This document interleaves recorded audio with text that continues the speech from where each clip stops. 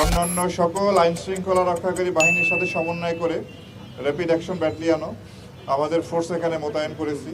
আমাদের inner perimeter, outer প্যারিমিটারে আমাদের force আছে এবং আমরা কয়েকটা সেক্টরে ভাগ করেছি।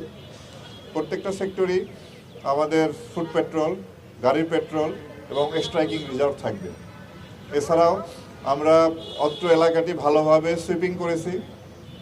আমাদের bomb disposal team stand by থাকবে। এছাড়া পুরো এলাকাটাকে আমরা 64টি ক্যামেরার মাধ্যমে এটা আপনার সিসিটিভির আওতায় নিয়ে এসেছি।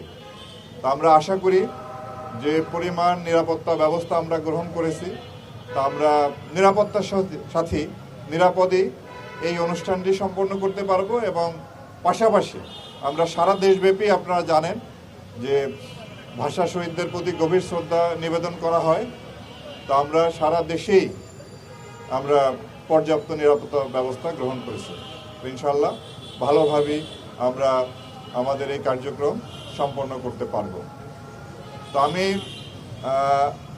আপনাদেরকে এর আগেও যতবার আপনাদের সামনে মুখোমুখি হয়েছি গত 1.5 বছরে, যখন জুলাই আগস্টের পরে একটা ভঙ্গুর আইন শৃঙ্খলা পরিস্থিতি ছিল, তখন থেকেই কিন্তু আমরা আইন শৃঙ্খলা রক্ষাকারী বাহিনী আপনাদের মাধ্যমে দেশবাসীকে আশ্বস্ত করেছিলাম যে আমরা এই দেশের আইন শৃঙ্খলা পরিস্থিতি এটা নিয়ন্ত্রণে আনতে সক্ষম হব, ভালো করতে সক্ষম হব এবং একটি সুষ্ঠু নির্বাচন করার জন্য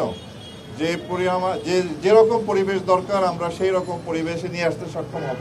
তো ইনশাআল্লাহ আমরা সবাই মিলে জাতিকে একটি সুষ্ঠু নির্বাচন উপহার দিতে সক্ষম হয়েছি এবং আমরা আশা করি আপনাদের মাধ্যমে দেশবাসীকে আশ্বস্ত করতে চাই ভবিষ্যতেও এই দেশের আইন শৃঙ্খলা পরিস্থিতি ক্রমান্বয়ে আরও ভালো হবে এবং আমরা অপরাধ নিয়ন্ত্রণে আনতে পারব।